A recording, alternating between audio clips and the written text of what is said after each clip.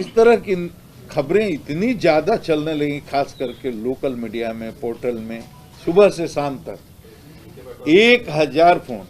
मैं सिर्फ इतना ही कहूंगा, 34 साल की सेवा अवधि पूर्ण की है और 34 साल की सेवा अवधि में ध्यान से सुनिएगा, किसी भी दल का कोई भी नेता, चाहे वो गांव के स्तर का हो या प्रांत के स्तर का हो या राष्ट्र के स्तर का हो, वो अगर मुझे एक मेरी गलती बता दे, निकाल दे, मेरी निष्पक्षता पर उंगली उठा दे, जितने बिहार 34 साल में चुनाव हुए मैंने कराया है और 34 साल में अधिकांश समय मैं फील्ड में रहा हूं, कोई भी आदमी बता दे कि कहीं भी मैंने पूर्वाग्रह से ग्रसित होकर के किसी व्यक्ति को या किसी दल विशेष को लाभ पहुंचाने की कोशिश की या नुकसान पहुंचाने की कोशिश की, आज तक किसी भी दल के, किसी भी स्तर के, किसी भी नेता ने मेरी निष्पक्षता पर उंगली नहीं उठाई है। मैंने कुछ नहीं किया। जब तक रहा, हर जात, हर समाज, हर वर्ग और हर दल के जो भी लोगों का जायज काम हो, जो मेरे पास आ गया, बिल्कुल निष्पक्षता से किया, नंबर 1। नंबर 2, 34 साल में कोई भी, आप भी मीडिया के लोग हैं, कोई भी नहीं कह सकता, बिहार में हमको सब लोग जानते हैं, बच्चा बच्चा जानते हैं, आप भी जानते हैं, किसी अपराधी, किसी गुंडा, किसी क्रिमिनल के साथ मैंने कोई मरौवत की हो, समझौता किया हो या मेरा कोई संबंध हो।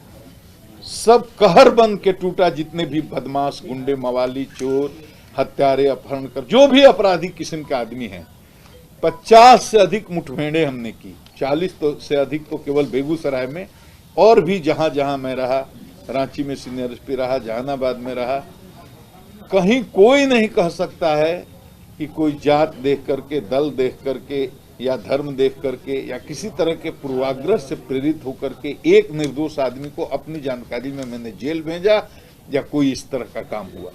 तो जीवन भर 34 वर्ष जो आदमी पूरी तरह से ईमानदारी और निष्पक्षता के साथ काम किया, उस पर अब सवाल उठाते हैं, जो आप मेरे से कर रहे थे, और सबके मन में ये सवाल होगा, और मीडिया पर बहुत लोग, तरह तरह के लोग ट्रोल कर रहे हैं या करेंगे, कर भी रहे हैं। उनको मेरा एक ही जवाब है कि जब तक मैं डीजीपी था, मैंने डीजीपी का काम किया। बहुत लोग सुशांत के केस से जोड़ करके मेरे इस्तीफा को देख रहे हैं या मेरे वीआरएस को देख रहे हैं। आपके मन में भी यही सवाल होगा। इसका मैं सीधा जवाब देता हूं, आप सुन लीजिए कि सुशांत के केस से मेरे वीआरएस का कोई लेना देना नहीं है। मैं इसका बिल्कुल तर्कपूर्ण आपको जवाब देता हूं। सुशांत के साथ जो भी मुंबई में हुआ, और उसका बूढ़ा बीमार लाचार बाप यहां रहता है, और मैंने उस हताश निराश बूढ़े बाप, जो मुंबई पुलिस के अनुसंधान से बिल्कुल ही हताश था, निराश था और उसको न्याय की उम्मीद नहीं थी, वो मेरे यहाँ आता है। और यहाँ बिहार पुलिस ने जो एफआईआर किया, अब माननीय सर्वोच्च न्यायालय ने उस पर ठप्पा लगा दिया है कि वो काम बिल्कुल संवैधानिक था, कानूनी था, उसमें कोई गलत काम बिहार पुलिस ने नहीं किया, इसलिए इस पर कोई सवाल नहीं उठ सकता। अनुसंधान करने के लिए टीम गई, इस पर किसी ने, माननीय सर्वोच्च न्यायालय का फैसला आ गया है कि उसमें कोई भी गैर कानूनी काम नहीं था। मेरी अनुशंसा पर बिहार सरकार ने सुशांत वाले मामले को जो सीबीआई को सौंप दिया, उस पर भी हल्ला हुआ कि अधिकार ही नहीं है।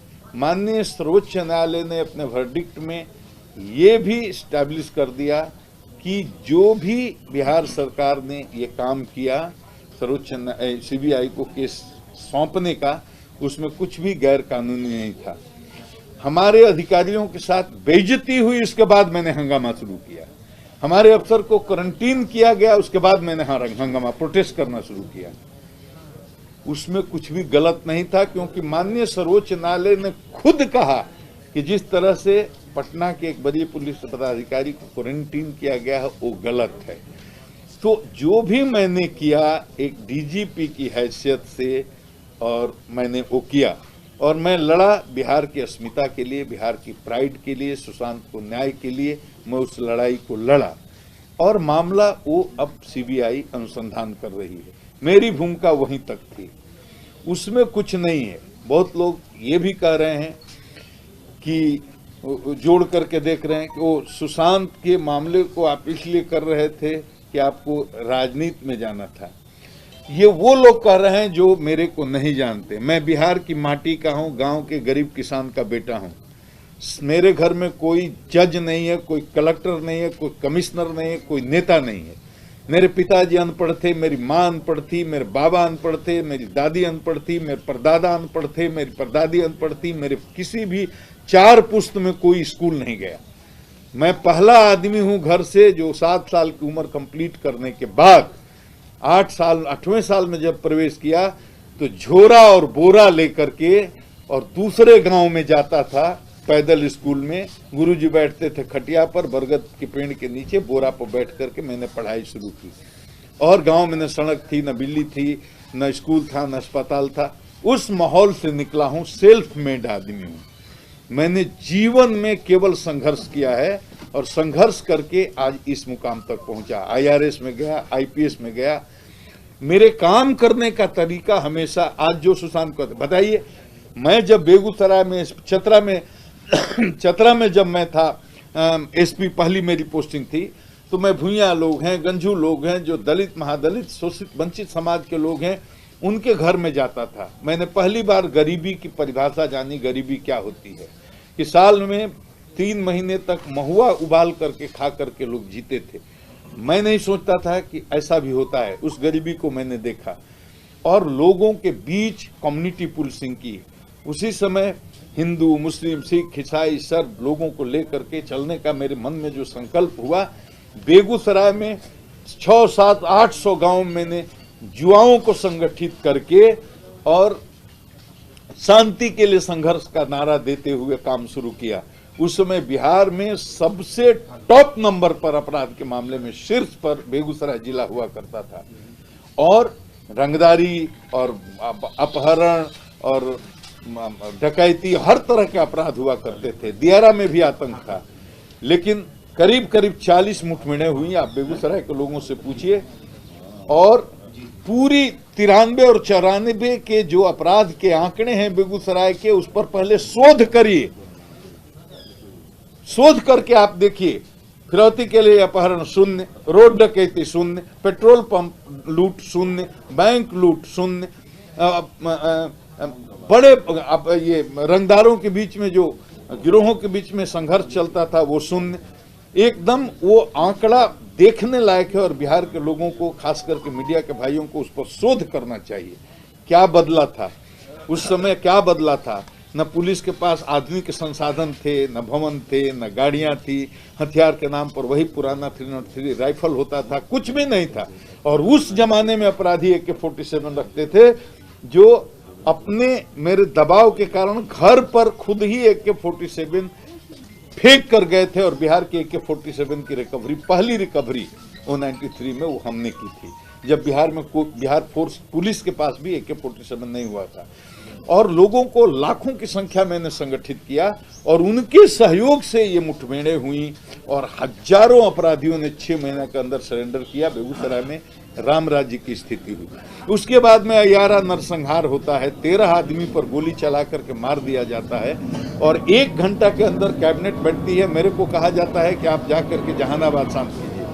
पूरा मगध में आप देख लीजिए, ये जहानाबाद हो या अरवल हो या ये गया हो, ये पूरे नरसंहार में जल रहा था। जातीय संघर्ष हो रहे थे और चरमपंथी जो वामपंथी शक्तियां हैं उनके बीच में और दूसरी ताकतों के बीच में संघर्ष चल रहा था। बड़े बड़े जनसंहार हुए, चाहे वो बातें हो, चाहे वो सेनारी हो, चाहे वो मियाचक हो, और उसके पहले छोटे छोटे संघार बहुत हुए। उस जलते हुए मौके पर मुझे उस मगध प्रमंडल में काम करने का मौका मिला। जहानाबाद का SP, अरवल का SP, औरंगाबाद का SP, जहां रहा मैंने, मेरे टाइम में एक भी जनसंहार नहीं हुआ। गांव गांव 2 अंगरक्षक के साथ 24 घंटे दौड़ता था। दलितों के घर पर जाता था, वंचितों के घर पर जाता था, शोषितों के घर पर जाता था, सवर्णों के घर पर भी जाता था और मैं अपील करता था और सब मेरी बात मानते थे। उस समय कौन हमको राजनीति करनी थी, आप बताइए। बेगूसराय में हमने 800 गांव में लोगों को जुटाया, उस समय कौन राजनीति करती थी। ये बाढ़ में एसपी ज्वाइन किया, 10 साल एक महादलित के बच्चे ने मुझे खाना बना करके खाना खिलाया, उस समय मुझे कौन राजनीति करनी थी। आज से 8 साल पहले मैंने अपने घर में, अपने आंगन में, अपने गांव के रामनाथ राम जो हमारे दलित समाज के आते हैं, उनकी बेटी की शादी की मैंने और मेरी पत्नी ने कन्यादान दिया। ये समाज का एक क्रांतिकारी कि मैं ब्राह्मण हूं और ब्राह्मण के घर में महादलित परिवार के बेटी की शादी हुई और हमारी पत्नी ने उसको कन्यादान दिया। आप पता कर सकते हैं उस समय हमको कौन चुनाव लड़ना था, कौन राजनीति करनी थी। उसके बाद हम जहां जहां रहे हैं, औरंगाबाद में मैंने गांव गांव में शांति निगरानी समिति बनाई, 54,000 उसके सक्रिय सदस्य हैं। 25 साल पहले मैं औरंगाबाद में था, कामेश्वर वैद आज भी उसके अध्यक्ष हैं। आप जाके औरंगाबाद में सर्वे कीजिए, वो 54,000 लोग आज भी हमसे जुड़े हैं, सबका नाम है, नंबर है, फोटो है, रजिस्टर है और हजारों आपस के मामलों को उसके माध्यम से निपटाया गया। और गांव में जाता था, लोगों से मीटिंग करता था। उस समय हमको कौन चुनाव लड़ना था, बताइए। तो उसके बाद जहां भी मुजफ्फरपुर में मैं रहा 6 साल, एसपी रहा, डीआईजी रहा, आईजी रहा, एडीजी रहा। आप बताइए, चारों तरफ मुजफ्फरपुर से लेकर सीतामढ़ी से लेकर के और बेतिया, बगा, मोतिहारी हजारों नौजवानों का संगठन खड़ा किया। किस लिए खड़ा किया कि भाई अपराध नियंत्रण के लिए, विधि व्यवस्था के संधारण के लिए जब तक जनता साथ नहीं रहेगी, जनता का विश्वास नहीं रहेगा, आप कुछ भी नहीं कर सकते हैं, आप अपने मिशन में सफल नहीं हो सकते हैं पुलिसिंग में। तो वो मैंने किया। और कहीं भी आप जानते हैं, आप ही सब गवाह हैं कि बिहार में कहीं भी सांप्रदायिक उन्माद पैदा होता है, वो गुप्तेश्वर पांडे को क्यों भेजा जाता था, आप बताइए। मुझे भेजा जाता, मेरे साथ कोई कमांडो भेजा जाता था, फोर्स भेजी जाती थी, अकेला हेडक्वार्टर से उतार दिया और या गाड़ी से भेज दिया और वहां मेरे जाने के साथ ही सारी स्थिति सामान्य हो जाती थी। चाहे औरंगाबाद का मामला हो, चाहे वो तुर्कौली का मामला हो, चाहे वो सुगौली का मोतिहारी मामला हो, चाहे वो सीतामढ़ी का मामला हो, या वो दरभंगा का मामला हो, या छपरा का मामला हो, जहां 1 बटालियन आईटीबीपी की शहर में उतारी गई थी, 10 कंपनी और 2000 जिला के फोर्स। ये 3000 लोग टाउन में लगे थे, आगजनी नहीं रुक रही थी और लग रहा था पूरा शहर जल जाएगा। मुझे हेलीकॉप्टर से 6 बजे उतारा जाता है, कुर्ता पैजामा लेकर के आंख मलते हुए मैं चढ़ा था और 6 घंटे में वहां मामले को निपटा करके आ गया। ये मेरी कोई ये काबिलियत नहीं है, ये मैं अपनी तारीफ नहीं कर रहा हूँ, ये केवल पीपुल कनेक्टिविटी के चलते होता है कि जहां भी कहीं। अच्छा, इसी साल का ले लीजिए, किस किस तरह के मामले आए जिसमें पूरे देश में कहीं भी विधि व्यवस्था की, मैंने कई राज्यों में बहुत ही परेशानी हो गई, लेकिन बिहार अपने, चाहे वो सीएए का मामला हो, एनआरसी का मामला हो, ट्रिपल तलाक का मामला हो, या कितनी स्थितियां परिस्थितियां आई जिसमें उपद्रवी तत्व समाज को बरगला करके विधि व्यवस्था की समस्या उत्पन्न कर सकते थे। लेकिन सीए, एनआरसी के मामले जो चले उसमें भी बिहार अपनी धुरी पर खड़ा रहा। और देखिए, चाहे आगे से राजनीति कहां से करेंगे, किस दल से करेंगे, खादी में आप कहां जाएंगे, किस दल में जाएंगे, चुनाव लड़ेंगे, नहीं लड़ेंगे, क्या होगा? देखिए, आप जैसे एक भारत के एक स्वतंत्र नागरिक हैं, वैसे ही मनीष जी मैं भी भारत का एक स्वतंत्र नागरिक हूं। आज के डेट में, आज की तिथि में मैं डीजीपी नहीं हूं। वो जो नियम कानून हैं जो सरकारी अधिकारियों पर लागू होते हैं, वो मुझ पर आज की तिथि में लागू नहीं होते हैं, क्योंकि कल ही रात में सेवानिवृत्त हो गया, मतलब ऐच्छिक सेवानिवृत्ति ले ली। मैं क्या करूंगा, देखिए, मैं अभी 5 बजे सुबह में सोया हूं, बक्सर के लोग आ रहे हैं, अभी हजारों की संख्या में आ रहे हैं, और बेगूसराय से लोग आ रहे हैं, जहानाबाद से लोग आ रहे हैं, औरंगाबाद से लोग आ रहे हैं। जिन लोगों से मैं जुड़ा हूं, लाखों लोगों से, कोई ऐसा जिला नहीं है जहां 50,000 25,000 लोगों से मैं सीधा नहीं, उनसे बात करूंगा कि मेरी सेवा किस रूप में चाहते हैं, उनसे बात करके फिर मैं तय करूंगा कि मुझे क्या करना है। ये बता दीजिए कि लोकसभा का चुनाव लड़ेंगे या विधानसभा का, लोकसभा का चुनाव लड़ेंगे या विधानसभा का? देखिए, मैं चुनाव लड़ूंगा यही अभी कहाँ मैंने कहा है, और लड़ना होगा तो सर आपका वीडियो वायरल हो रहा है, आपका एक वीडियो बहुत वायरल हो रहा है रॉबिन हुड पांडे। उस पर वो उस वीडियो से मेरा कोई लेना देना नहीं है। वो कोई एक लड़का है जो बिग बॉस में गया था, वहाँ का स्टार है, और उसने अपने स्तर से वो बनाया। बक्सर के काफी लोग आए हैं आपके पास, बक्सर के भी लोग आए हैं अभी। बक्सर के रहने वाले हैं, लेकिन खास कर देख रहे हैं बक्सर के पॉलिटिशियंस लोग आए हैं आपसे मिलने। ना कोई पॉलिटिशियन नहीं है, मोटिवेट करने के लिए कि आप चुनाव लड़िए, क्या बोल नहीं रहे हैं? वो तो बक्सर से भी दबाव है, बेगूसराय से भी दबाव है, जहानाबाद के लोगों से भी दबाव लाने है, के लिए हाँ, और वाल्मीकि नगर से, बघा से, हर जिले के जो हमारे लोग हैं वो कहते हैं कि आप यहीं से आइए। किस पार्टी से लड़ेंगे? क्या वाल्मीकि नगर का आपने नाम लिया? वाल्मीकि नगर का नाम लिया, क्या वाल्मीकि नगर लोकसभा चुनाव में लड़ सकते जो हैं? हम लोकसभा चुनाव लड़ने लायक अगर समझेंगे अपने को कि हमें योग्यता है तो किस पार्टी से लड़ेंगे? किस पार्टी से लड़ेंगे? मैंने न कोई पॉलिटिकल पार्टी ज्वाइन किया है, न मैं अभी कोई पॉलिटिकल व्यक्ति हूं। जब ज्वाइन करूंगा तो आप सबको बता करके ज्वाइन करूंगा। सोसाइटी में काम करने का तरीका केवल राजनीति ज्वाइन करना नहीं है, बिना राजनीति में ज्वाइन किए हुए भी समाज में सेवा की जा सकती है। मैं जब तय करूंगा कि राजनीति में जाना है और तय करूंगा कि कौन पार्टी में जाना है वो भी मैं बताऊंगा। डीजीपी के रूप में आपने मुख्यमंत्री नीतीश कुमार देखिए सेना वाले आप पर प्रहार कर रहे हैं कि आपने इस्तेमाल किया। शिवसेना वालों ने और जो किया, मैं अब एक महानुभाव वहां से बोलते हैं, अब वो तो किसी महिला के बारे में इतनी अभद्र बात बोलते हैं तो क्या कहें। हमने बोल दिया रिया जी को कि उनकी औकात नहीं है कि बिहार के मुख्यमंत्री पर वो टिप्पणी करें। औकात का मतलब क्या होता है आप अंग्रेजी में देखिए, डिक्शनरी में स्टेचर। हम कहते हैं बिहार के मुख्यमंत्री जो एक संवैधानिक पद पर हैं या देश का कोई भी मुख्यमंत्री हो, हमारे यहाँ जो केस में अभियुक्त है, एक्यूज्ड है, जिस पर सुशांत की हत्या के साजिश का आरोप है, प्राथमिकी दर्ज की गई है, उस व्यक्ति को किसी संवैधानिक पद पर बैठे हुए व्यक्ति के बारे में कोई टिप्पणी नहीं करनी चाहिए। इसी अर्थ में मैंने वो कहा था। ये बताइए, आप डीजीपी रहे हैं, आप एक डीजीपी के रूप में आपने मुख्यमंत्री नीतीश कुमार को कहां पाया? बहुत करीब से आपने देखा डीजीपी के रूप में नीतीश कुमार। बिहार के मुख्यमंत्री नीतीश कुमार के बारे में एक ही चीज मैं कह सकता हूं कि वो प्रशासन के मामले में, पुलिसिंग के मामले में बिल्कुल बहुत ही सख्त हैं। उनका विजन बहुत ही क्लियर है कि पुलिसिंग के मामले में किसी प्रकार का नाजायज राजनीतिक हस्तक्षेप वो न करते हैं, न कोई सत्तारूढ़ दल का व्यक्ति करे इसको वो बर्दाश्त करते हैं।